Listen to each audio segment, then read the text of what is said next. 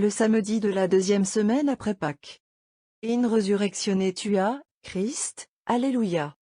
Que lietera laetentur, Alléluia. À votre résurrection, ô Christ. Alléluia, le ciel et la terre sont dans l'allégresse, Alléluia. En ce jour du samedi, tournons-nous vers Marie, et contemplons-la de nouveau au milieu des joies de la résurrection de son Fils. Elle avait traversé avec lui la mer des douleurs. Pas une des souffrances de Jésus qu'elle n'eût ressentie dans la mesure possible à une créature. Pas une des grandeurs de la résurrection du Rédempteur qui ne lui soit communiquée dans la même mesure. Il était juste que celle à laquelle Dieu avait accordé la grâce et le mérite de participer à l'œuvre de la rédemption, eut aussi sa part dans les prérogatives de son Fils ressuscité. Son âme s'éleva à des hauteurs nouvelles. La grâce l'inonda de faveurs qu'elle n'avait pas reçues jusque-là, et ses œuvres ainsi que ses sentiments en devinrent plus célestes encore. Jésus, en se montrant à elle la première, au moment qui suivit sa résurrection, lui a communiqué dans ses divins embrassements cette vie nouvelle où il est entré. Et nous ne devons pas nous en étonner, puisque nous savons que le simple chrétien qui, purifié par la compassion aux douleurs de Jésus, s'unit ensuite, avec la Sainte Église, au sublime mystère de la Pâque, devient aussi participant de la vie du Sauveur ressuscité. Cette transformation qui en nous est faible, et souvent, hélas, trop fugitive, s'opéra en Marie dans toute la plénitude qu'appelait à la fois sa haute vocation et son incomparable fidélité. Et l'on pouvait dire d'elle, bien autrement que de nous, qu'elle était véritablement ressuscitée en son Fils. En songeant à ces 40 jours durant lesquels Marie doit encore posséder son divin Fils sur la terre, notre souvenir se reporte à ces autres 40 jours où nous la vîmes penchée sur le berceau de Jésus nouveau-né. Alors nous entourions de nos tendres hommages cette heureuse mère allaitant le plus chéri des fils. On entendait les concerts des anges, on voyait arriver les bergers et bientôt les mages. Tout était douceur, charme et attendrissement. Mais l'Emmanuel que nos yeux contemplaient alors avec tant de délices nous frappait surtout par son humilité. En lui nous reconnaissions l'agneau venu pour effacer les péchés du monde, rien n'annonçait encore le Dieu fort. Quel changement s'est opéré depuis cette époque de touchante mémoire. Avant d'arriver aux joies qui l'inondent en ce moment, que de douleurs ont assiégé le cœur de Marie. Le glaive prédit par Siméon est brisé pour toujours. Mais combien sa pointe fut acérée et son tranchant cruel. Aujourd'hui, Marie peut dire avec le prophète, « Autant les angoisses de mon cœur furent vives et poignantes, autant le bonheur le ravit aujourd'hui. » 1. L'agneau, le tendre agneau est devenu le lion superbe de la tribu de Juda, et Marie, mère de l'enfant de Bethléem, est mère aussi du puissant triomphateur. Avec quelle complaisance ce vainqueur de la mort étale aux yeux de Marie les splendeurs de sa gloire.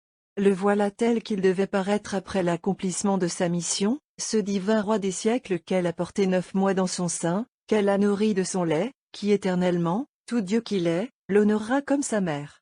Durant les 40 jours de la résurrection, il l'entoure de toutes les recherches de sa tendresse, il aime à combler ses vœux maternels en se montrant fréquemment à elle.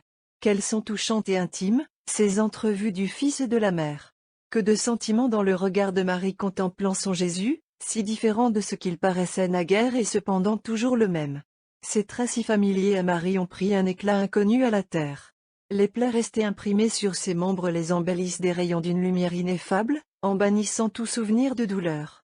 Parlerons-nous du regard de Jésus contemplant Marie, sa chaste mère, son associée dans l'œuvre du salut des hommes, la créature parfaite, digne de plus d'amour que tous les êtres ensemble?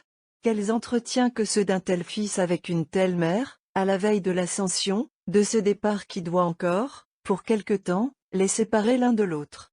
Nul mortel n'oserait entreprendre de raconter les divins épanchements auxquels il se livre durant ces trop courts instants. L'éternité nous les révélera. Somme. Xchi, 19.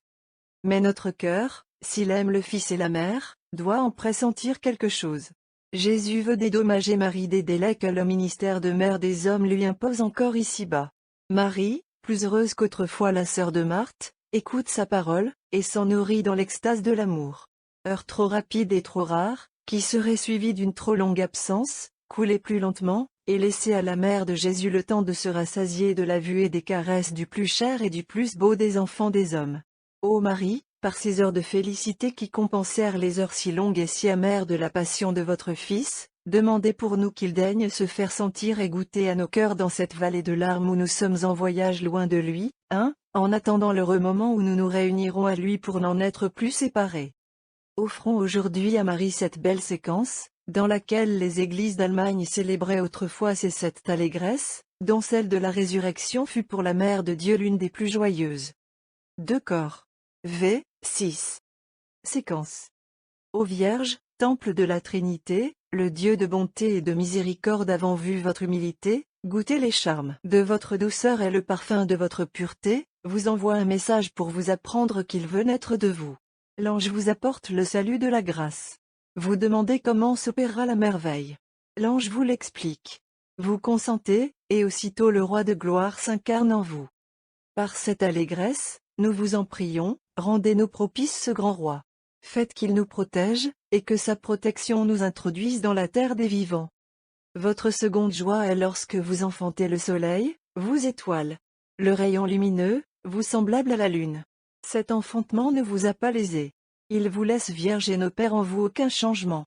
Comme la fleur ne perd pas son éclat en envoyant ses parfums autour d'elle. Ainsi votre virginité ne perd rien de son éclat, au moment où le Créateur daigne naître de vous. Ô Marie, Mère de bonté, soyez pour nous la voie droite qui conduit à votre Fils. Par cette seconde allégresse, montrez-vous favorable, et repoussez loin de nous nos péchés. Une étoile vous annonce votre troisième joie. Cette étoile que vous voyez s'arrêter au-dessus de votre Fils, au moment où les mages l'adorent, et lui présentent la richesse variée des biens de la terre. En cette offrande, l'étoile rappelle l'unité, les trois rois, la Trinité, l'or la pureté de l'âme, la myrrhe la chasteté des sens, l'encens les vœux de l'adoration. Ô Marie, étoile du monde, purifiez-nous du péché. Rendez-nous féconds en vertu, et qu'un jour nous ayons part avec vous, Vierge Marie, aux allégresses de la patrie. La quatrième joie vous est donnée, ô Vierge, au moment où le Christ ressuscite d'entre les morts, le troisième jour. Par ce mystère, la foi se fortifie, l'espérance renaît, la mort est chassée, et vous avez part à ces merveilles, ô pleine de grâce. L'ennemi vaincu est enchaîné. Il se plaint, il gémit, il s'agite dans son désespoir d'avoir perdu sa puissance. L'homme captif est délivré, et soulevé de cette terre, il s'élève en haut vers les cieux. Mère du Créateur, daignez prier assidûment, afin que par cette allégresse, après le labeur de cette vie, nous puissions entrer dans les cœurs des habitants du ciel. Votre cinquième joie fut, ô Vierge, lorsque vous vîtes votre Fils monter au ciel. La gloire dont il était environné vous révélait alors plus que jamais que celui dont vous étiez la mère était votre propre Créateur. En montant ainsi dans les cieux, il nous montre la voie par où l'homme s'élève au palais céleste. Qu'il se levait donc et suive cette voie, celui qu'enchaînent encore les misères de ce monde. Nous vous prions, Marie, par cette allégresse, de ne pas nous laisser sous le du démon. Mais faites-nous monter au ciel, où nous jouirons, avec vous et avec votre Fils, de l'éternelle félicité. En descendant des cieux la forme des langues, pour fortifier, protéger, remplir, purifier et enflammer les apôtres, le divin Paraclet vient, ô Marie, apporter votre sixième joie. Le feu descend sous forme de langue, afin de guérir l'homme que la langue avait perdu, et de cautériser son âme que le péché avait souillée dès le commencement. Par cette joyeuse allégresse, ô Vierge, priez votre Fils, afin que, dans le cours de cet exil, il daigne effacer nos tâches, et que le péché ne soit plus sur nous au jour du grand jugement. Le Christ vous convia à la septième joie, lorsqu'il vous appela de ce monde au séjour céleste, lorsqu'il vous éleva, ô Marie, sur le trône où vous recevez des honneurs incomparables, c'est là qu'une gloire vous entoure, à laquelle n'atteindra jamais aucun habitant du ciel. Et nul, sur la terre, n'arrivera non plus au comble des vertus, si vous ne daignez les conserver en lui. Ô Vierge, Mère de bonté, faites-nous sentir les effets de votre tendresse. Gardez-nous du péché, et conduisez-nous avec les bienheureux aux éternelles allégresses. Ô Marie toute pure, par ces 7 joies, purifie-nous de nos péchés. Ô Mère féconde, rendez nos âmes fécondes en vertu, et emmenez-nous avec vous au sein de la félicité du paradis.